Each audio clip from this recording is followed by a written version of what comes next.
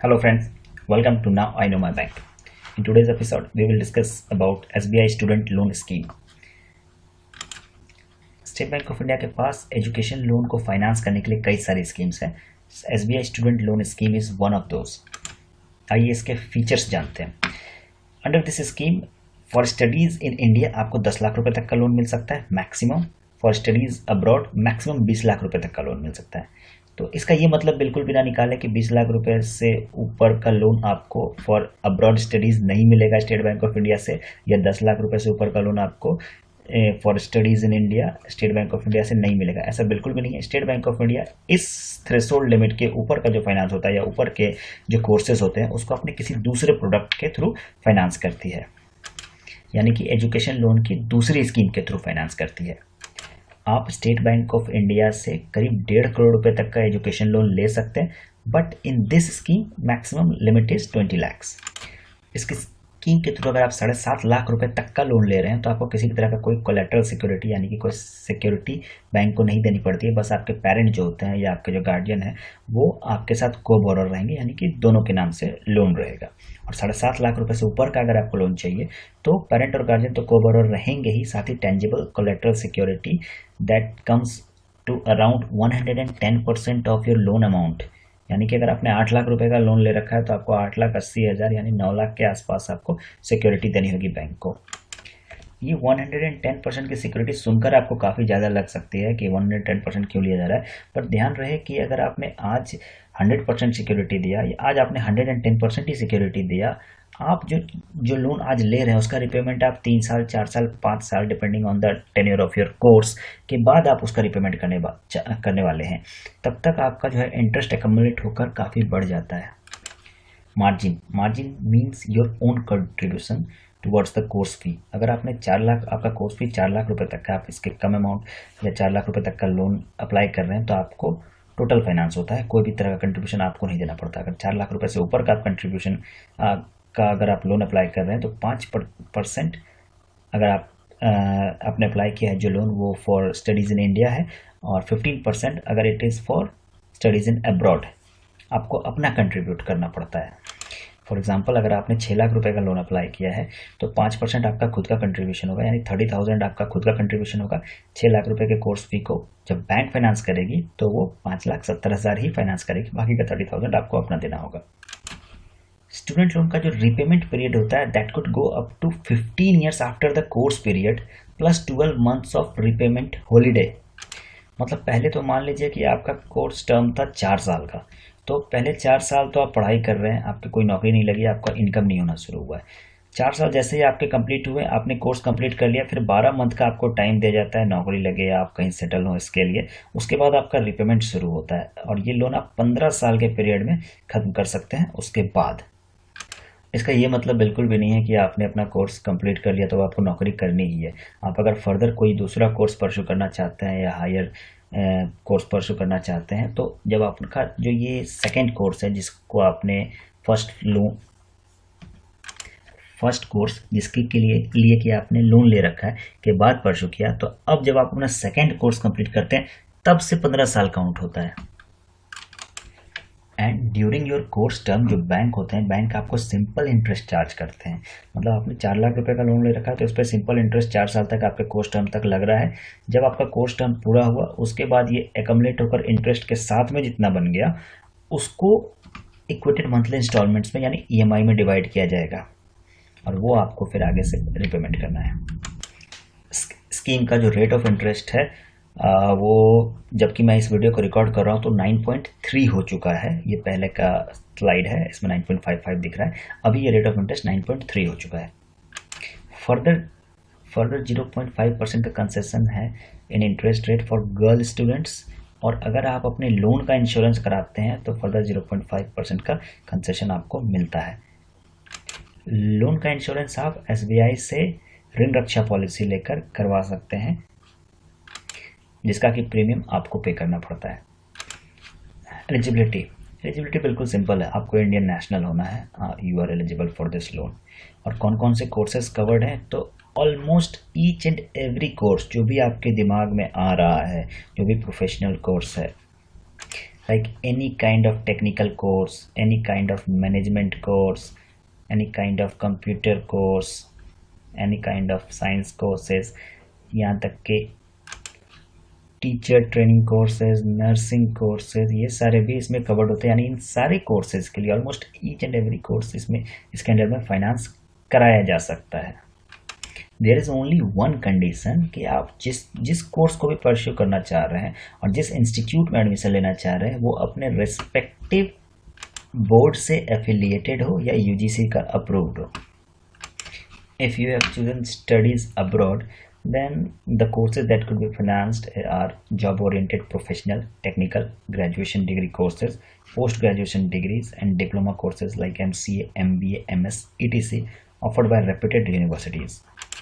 Now let's move to expenses covered. क्या क्या expenses है that will be covered in my loan? मतलब bank जो फाइनेंस करेगी किस किस चीज़ के लिए फाइनेंस करेगी? Bank will finance the expenses, fees payable to college, examination, laboratory fees, purchase of books, equipment, instrument, uniform, purchase of computers, essentials for completion of the course. If you need to make any caution deposit or कोई security amount अगर जमा करना पड़ता है, that too can be financed, and जो कि maximum 10% होगा tuition fee का। कॉस्ट ऑफ टू व्हीलर्स, अगर आपको कम्यूट करने में प्रॉब्लम हो रही है कॉलेज टू हॉस्टल और somewhere from where you are residing to the college और to the place where you are doing your internship, तो आप जो है कॉस्ट ऑफ टू व्हीलर यानी स्कूटी, मोटरसाइकिल, बाइक का भी फाइनेंस करा सकते हैं, को भी फाइनेंस करा सकते हैं अपने इस लोन के प्रोजेक्ट में ही। उसके अमाउंट को भी इस लोन प्रोजेक्ट में इंक्लूड करके टोटल फाइनेंस करवा सकते हैं। क्या क्या documents? Checklist of the document to be submitted along with duly filled loan application form. Loan application form is sacrosanct, वो तो आपको हर लोन में भरना ही पड़ता है। इसके अलावा क्या क्या डॉक्यूमेंट्स आपको देनी है? तो स्टूडेंट जो कि एप्लीकेंट हैं उनको देना पड़ता है proof of identity. PAN card is mandatory in education loans if you are going to take it from State Bank of India. चाहे तो पासपोर्ट है, ड्राइवर्स लाइसेंस, वोटर आईडी, जो आपके आइडेंटिटी को इस्टेब्लिश करता है, ऐसा कोई भी डॉक्यूमेंट। बैंकिंग लैंग्वेज में से KYC कहते हैं, नो योर कस्टमर। आप अपने आइडेंटिटी और अपने एड्रेस को इस्टेब्लिश कराने वाला कोई भी डॉक्यूमेंट दे सकते हैं, जैसे कि एड्रेस को इस्टेब्लिश करने के लिए आधार कार्ड दे सकते हैं, पासपोर्ट दे सकते हैं, ड्राइविंग लाइसेंस की कॉपी दे सकते हैं। इसके अलावा आपको देना पड़ता है अपने एकेडमिक रिकॉर्ड्स, यानी 10th का रिजल्ट, 12th का रिजल्ट। अगर आप किसी PG कोर्स को परसू करने वाले हैं जिसके लिए आप लोन लेना, तो ग्रेजुएशन के रिजल्ट्स भी सेमेस्टर वाइज है तो वो देना होगा। एंट्रेंस एग्जाम का रिजल्ट भी आपको दिखाना पड़ता है, एंट्रेंस एग्जाम जिसके थ्रू आपको ये कॉलेज मिला है, ये सीट मिली है। प्रूफ ऑफ एडमिशन, ये कॉलेज आपको एक लेटर देता है जिसमें वो आपको बोनाफाइड सर्टिफाई करता है कि आप उसके स्टूडेंट हैं, या फिर कंडीशनल लेटर देता है कि upon getting admission you will be a bonafide student of this institute.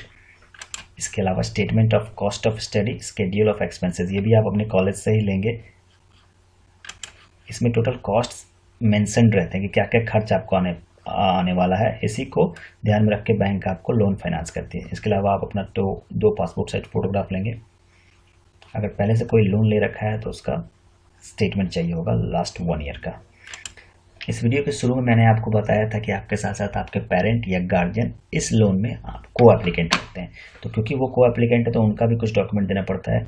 Similarly उनको भी अपना KYC देना पड़ता है, जिससे कि उनका ID और उनकी आइडेंटिटी और उनका एड्रेस इस्टेब्लिश हो सके। ऑन द सिमिलर पैटर्न उनको भी 2 पासपोर्ट साइज फोटोग्राफ देने पड़ते हैं। उनके नाम से भी अगर कोई लोन पहले चल रहा है या आपके नाम से कोई लोन ऑलरेडी चल रहा है जिसमें कि वो को एप्लीकेंट है, तो उसका 1 साल का लोन स्टेटमेंट चाहिए होता है। इसके अलावा जो को एप्लीकेंट है यानी आपके गार्जियन जो हैं वो मोटा मोटी 2 कैटेगरीज में आ सकते हैं। या तो वो सैलरीड हो सकते हैं या तो वो सेल्फ एम्प्लॉयड या बिजनेसमैन हो सकते हैं। दोनों केसेस में बाकी डॉक्यूमेंट्स थोड़ा सा डिफर करती हैं। अगर वो सैलरीड हैं तो लास्ट 3 मंथ का सैलरी स्लिप चाहिए जो उनके डिपार्टमेंट से उन्हें मिलेगा। लास्ट 2 साल का फॉर्म 16 जिसे TDS भी बहुत लोग कहते हैं, TDS सर्टिफिकेट चाहिए होता है। लास्ट 6 मंथ का सैलरी अकाउंट का स्टेटमेंट चाहिए होता है अगर वो सैलरीड है। तो अगर वो बिजनेसमैन है या सेल्फ एम्प्लॉयड है तो बिजनेस का प्रूफ देना होता है। इनकम टैक्स रिटर्न जो वो फाइल कर रहे हैं लास्ट 2 साल का इनकम टैक्स रिटर्न देना पड़ता है, और बैंक अकाउंट स्टेटमेंट देना पड़ता है लास्ट 6 महीने का। ये सारा डॉक्यूमेंट्स और जो पेपर्स मैंने आपको बताया, ये सारा अरेंज करने के बाद आप लॉगिन करेंगे https://www.vidyalakshmi.co.in पोर्टल पर। ध्यान रहे, आप अगर एजुकेशन लोन लेने जा रहे हैं, आप स्टेट बैंक से लो या किसी भी अदर बैंक से भी लेने जा रहे हैं, तो भी आपको इसी पोर्टल के थ्रू अप्लाई करना पड़ता है। ये गवर्नमेंट का एक पोर्टल है। इसका होम पेज कुछ ऐसा दिखेगा आपको। इसमें लॉगिन करेंगे तो ये इसका होम पेज है। In that portal, you need to select the suitable option to apply for the loan. It will prompt you to make your own login credentials. After login ID creation, your portal will ask you to fill an application form. Fill it properly with correct information, as this is your application form that you need to submit in your bank. While filling up the form, portal will ask you to select the branch where you want to submit this application. Select the branch cautiously using the IFS code of that particular branch. IFS code आपको feed करना पड़ता है ये दिखाने के लिए कि आप ये जो अप्लाई कर रहे हैं लोन, ये किस ब्रांच में से आप लेना चाहते हैं। IFS कोड डालना पड़ता है। ये IFS कोड आपको ब्रांच में जाके पता चल सकता है या ऑनलाइन पता चल सकता है। आपने जब ये फॉर्म भर दिया, then after filling the form, take print out, paste your photograph, sign it wherever needed and repeat the same for the coapplicant. मतलब आपके साइन जहाँ होने वहाँ अपना साइन कीजिए, अपना फोटो जहाँ लगना है वहाँ अपना फोटो लगाइए, को एप्लीकेंट के फोटो की जगह पे उनका फोटो पेस्ट करें, उनके सिग्नेचर की जगह पे उनसे साइन लें। Submit this form along with the documents mentioned in this video to your bank branch. You can find our link to Vidya Lakshmi portal in the description portion of this video.